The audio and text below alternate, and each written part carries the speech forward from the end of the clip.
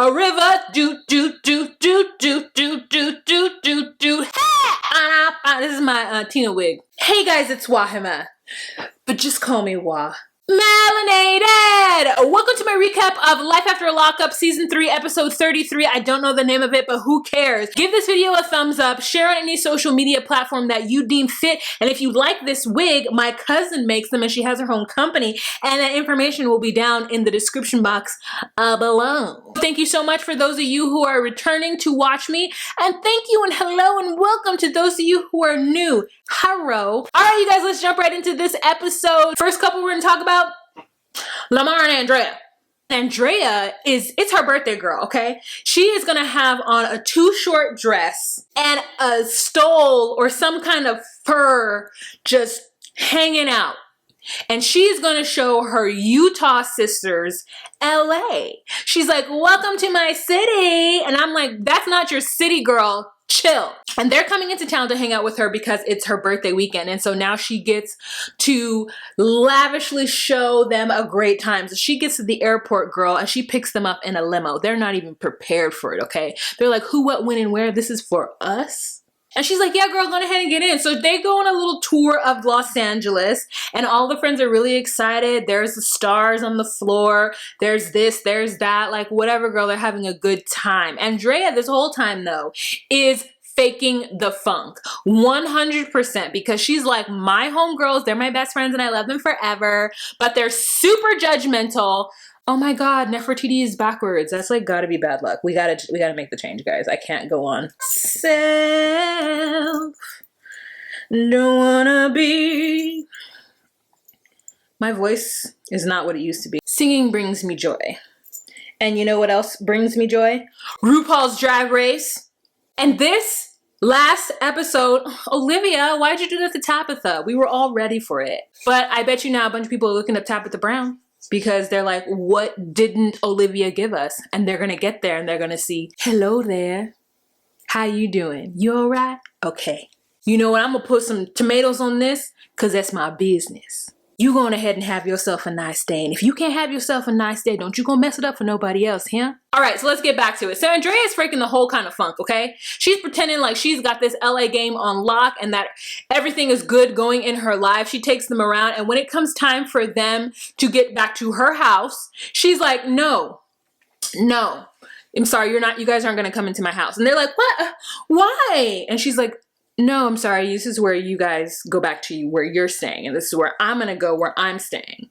And the reason why is because she says that her friends are very judgmental. And in the Mormon culture and community and religion, when a woman gets married, she's supposed to stay a stay-at-home mom and deal with her kids, and that's it. And her husband who's the priesthood holder. But because she doesn't have that life, she don't want these snarky-ass nosy bitches coming in her house talking about, how come you don't have a double oven? And my thing is like, girl, is this really the community you want to be in? And also, like, you're really worried about what this woman thinks? Look at this woman. Look what this woman has done to her face with some sort of like red or pink eyeshadow. You worried about what this woman thinks of you, Andrea?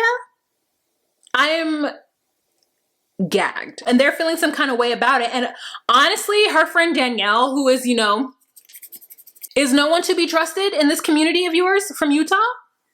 You couldn't even get that friend in the house? Dang, you know why? Because she might have run back and tell that. And that's how you know them ain't your friends. Let's move on. And next couple we are going to talk about is Shawn and Destiny. Hallelujah! Shawn has finally found his balls and I am so happy for him. But now he had to put them back on and then go home to his ex-wife Kelly and talk to her about it. But before that, he has got to let Destiny tear him down and treat him like shit one more time. Destiny is walking in the hot heat. She called Shawn and was like, wherever you are, just come here right now. Like, whatever, come here right now. And so Shawn is like, okay. And so he fiddles around, he gets to her. She's in some kind of strip mall where there is no one to be found. And he's worried that she might be trying to beat him up. And I would be worried too, yet he still goes because he's a glutton for punishment. Okay, he's a sadist. No, he's not the sadist. He's the one who likes to get beat by the sadist. And the sadist is Destiny. So Destiny's like, oh, Shawn, look what you put me in. You had me walking in this heat. It's hot. So let me get some money. And Shawn's like, well, I only got like 40 bucks. And she's like, well, I guess 40 bucks, whatever will do. Like, I'm hot. So he gives her $40. He gives her the money in his wallet, and he sees it as his very last debt to her, his very last thing he's going to give her. Even though yet she's out on his money, this $50,000. She then makes a fool of him one more time, then tells us that she is dating someone else, and she doesn't know if Shawn knows about it. And it's like, girl, who cares? Nobody cares about you. So Shawn goes home to Vegas and he goes to his wife's house. First of all, let me just say this. I think that that house was an Airbnb. I don't think that was the real house. Kelly seems like a word art type of woman to me. It seems like she would have way more like things on the wall. She got 6 kids. Why are there no pictures? You know what I'm saying? And I'm not saying that every household that has kids has pictures on the wall, because that is not my mother's thing. She does not put up her children to celebrate them. She put up other people's children, but not her own children. That's a whole other thing. Okay, so I didn't see no kids on the wall. I didn't see signs that 6 children live in this house. Shawn gets there and he talks to Kelly, and then his 16-year-old daughter, who I think is the oldest, comes out, and she is a boo-hooing because Shawn has let her down and he does not know how to reconcile this. He is continuously digging himself a hole just deeper and deeper. I'm sorry, okay? I made a mistake, okay? That's why I'm here. I'm trying to fix it, okay? I'm sorry, okay? I was bad, okay? I don't know what I was thinking, okay? It's like, shut up. You let your entire family down. You let your kids down for this no good ass WT piece of snatch. And now you're gonna be like, okay, I made a mistake. You're 45 years old. You're not allowed to make these kinds of mistakes. And it's not just you coming to her house apologizing. You're gonna need to do a lot more. And that's exactly what the daughter says, and it broke my heart to watch her boo-hooing like that. And he's like, what do you think? How I feel? I don't want you to be crying. I'm telling you I'm sorry. If I had money, I would give it to you, but I gave my last pesos to Destiny. I feel really good that he's hurting on the inside, but I really feel bad for the daughter, because I think it sucks that you had to watch your father go through a midlife crisis, choose an ex-con as his priority, give her all of his money, tie up your inheritance in his bullshit, and then he's gonna come back to you like, forgive me, okay? I'm sorry. I didn't know what I was doing, okay? I made a mistake. No. Next couple that we are going to talk about is Brittany and Marcelino.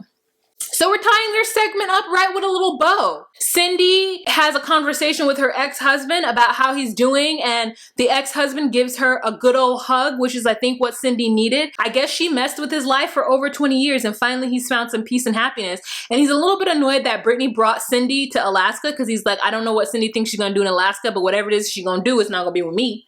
You know what I'm saying? Because I'm happy in here with Shannon. Meanwhile, Brittany and her family are having a good old time meeting with the cat mayor of this town that sounds like it has a Native American name in Alaska. I hope that Cindy gets all the help and love and support that she needs. I definitely think there's like Vegas is not it. And it was really sweet of her to have this like family moment on camera for all of us to see. So thank you, Brittany, for that. Cindy couldn't handle it too much, so she had to go on ahead and go to bed. I think all in all, it was a good trip, and at least it took a little bit of stress off of Brittany, because she had done the thing that she needed to do, and now she can move on with her life. And whatever else happens to Cindy, Brittany can know that she did everything that she could to help her mom. So I'm really grateful for that. The next couple that we're going to talk about is Quelana or Q and Chevelle. You guys, Chevelle put on foundation for this episode. I'm so happy. Did you guys notice like her face? It was so smooth and just like, I was so happy for her. Nobody's on her side, and so she gets her homegirl Maria, and they go wedding dress shopping, okay? Wedding dress number 1, bleh. Dress number 2, bleh. Dress number 3, yay! So she's telling her homegirl about the situation, and her homegirl's like, I can see why the family doesn't want you to marry him. And she's like, I get it too. However, it is my choice. I'm a grown-ass person, and this is what I want. This is what I want. And we're just like, this is what we want for you. Foundation. Also, her hair. Now, let's talk about it. My sister hated it. Me, I was like, I don't want to hate it right away. Did I love it? No. Did I like it? No. I was just like, you know, in a year, that might be the whole fashion. Parted down the center, crochet, like a braid, you know what I'm saying? Like a cornrow with some crochets coming out of it at different lengths, you know, like a layered look. Like, you know, it was giving me a little bit of a crown situation. It was giving me something. Kansas City, stand up. Then we see Her mama got a whole new hair too. Thank God we were done with this wig, and I didn't see the gold lipstick. So, hey. So mama comes over to pick up Maila, and while she's walking her daughter out, conveniently, Jay text messages her, and what's his name sees it. And so now he is all upset in his feelings, talking about he's been trying to do the right thing this whole time, but she's not. She's still talking to the boo. Chevelle's like, listen, it's not my fault that Jay texted me. I'm not talking to him. The times that I was talking to him is when you and I were broken up. But Quelana is not hearing any of that. Quelana just is like, well, if you can talk to other people and he can call you beautiful, then I'm allowed to talk to other people and call other people beautiful. And she's like, no. And he's like, well, what have you been doing for me? And she's like, what do you mean what have I been doing for you? I've been doing all for you. I don't understand where this line of conversation is coming from. It gets her so upset that she ends up crying, and he goes outside and throws stuff because that's how he handles things, because he's gone through a traumatic thing in his life. He didn't have freedom for 18 years, and all of a sudden now he has freedom. It may not have been 18 years, but it was a long time, girl, okay? He's talking about, how are you not happy when I just gave you a ring? And I was like, wow, you think that that is what? Oh, okay. Okay, so your idea of women and what they want is just so commercial and base level and not knowing and just ill-informed, and that sucks for her. And you know what can we say besides I told you so? Is that it? What other couples are there? Oh, the next couple that we're going to talk about is Mike and Sarah. So it's been over a week and Sarah still hasn't gotten in contact with Mike. And he is just off in the wind living his single ass life. You know what I'm saying? He is in an open marriage and he doesn't have to answer to his wife nor his kids at all. He didn't have to call them because he did what he wants. I do what I want. We pull up with Michael on a non-tuned piano playing some old song that some neighbor or something taught him. So like we're supposed to like be like, oh, well, Caroline did try to give him a decent bass line. But I'm just like, Caroline, girl, you failed. And I'm sorry that of your circumstances, but this ain't shit ass Negro being your son. Mike is just sitting there talking to his mother, and his mother's trying to give him the words of wisdom. And she's like, Mike, you got to do better. You know, so if y'all are trying to make it work, then you need to let go of what you're doing, and she needs to let go of what she's doing and come together. And Mike's like, no, because what's happening now is what I actually like, because I don't want to be married. I don't know how to do that. Girl, I don't know how to be a husband.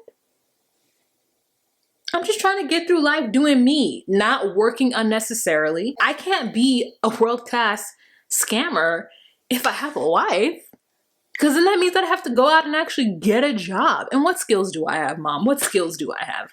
The only skills I have are finessing and womanizing. Okay? And I cannot finesse and womanize if I have a wife. I can't do that. Mother's trying to get him to see that what's going on is fine for right now, but they need to make some more permanent solutions. And he's just like, man, you know, I'm gonna go out real quick. So he goes out to some bar and grill and he meets the dustiest hoe I have ever seen him with in my entire life, girl. Did she not know the cameras were coming? Because this is indicative of not knowing the cameras were coming, girl. Like, you didn't even give us a brow. Can I get some lip gloss? Let me just look at this girl one more time. I mean, just,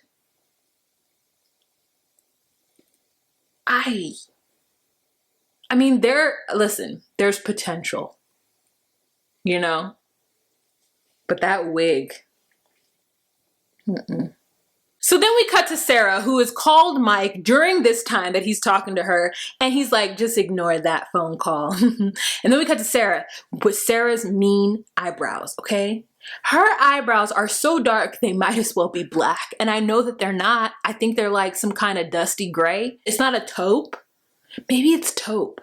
Maybe it's taupe that she goes over and over and over. Maybe it's dark brown, girl. Who knows? We are all wondering. So she's on her way to meet Malcolm because now that Michael has acted a fool, she wants to come back to Malcolm and be like, hey, how you doing? Been a minute. I see you. I feel you, my brother. And Malcolm's like, so why do you want to talk to me? I mean, is is Mike still in your life? Was y'all doing it? And she's like, oh, well, that seems inappropriate and out of left field. I mean, and he's like, so you only talking to me now because he's out of the picture? Or, you know, like, what's going on with you, Sarah? I want some closure. And Sarah is just like, well, what I wanted to say to you was that I didn't like the way that things had ended with us. You know, as a single mom, I wanted him to move in so he could help me with the girls and so that the girls could get to know him. And that's all I remember of their conversation. I don't think it's ended, but it is ended for me. This is the second to last episode of this season, and it's like, thank God, can we get some fresh blood in here? Puppy and Amber, girl. Amber is late to work. She's having a smoke sesh conversation with one of her homegirls, one of her coworkers, about the whole Puppy situation. And Amber is about this close to letting go of Puppy. Then she turns around, girl, and guess who shows up? Sammy. Production has got her, okay? Sammy got a whole car. He just got out of prison yesterday. He is ready to make things work with her. Man, he almost breaks down and cries about how much he misses her and he loves her. And he gives her a good old hug, and this, the hug just covers the top of her neck. Can I get a man that's tall enough for me to have a hug where my head disappears in their arms? I could never have it, but I want it. Everything that Amber has been avoiding is come to smack her right up in the face, okay? And how can you say no to like a 6'5" grown ass crying man? How can you say no to that? I couldn't say no to it. I was very like, well, you gotta choose Sammy then. Because something's wrong with Puppy, right? We all know something is up with Puppy. She's back using, and Amber's not about that life. And I guess as somebody who like figured it out on her own, she doesn't understand that Puppy is going to need more support and help than just, you know, pick yourself up by your bootstraps, sis, you're out of prison, figure it out. You know, she needs more than that. So the next couple that we are going to talk about is John and Christiana.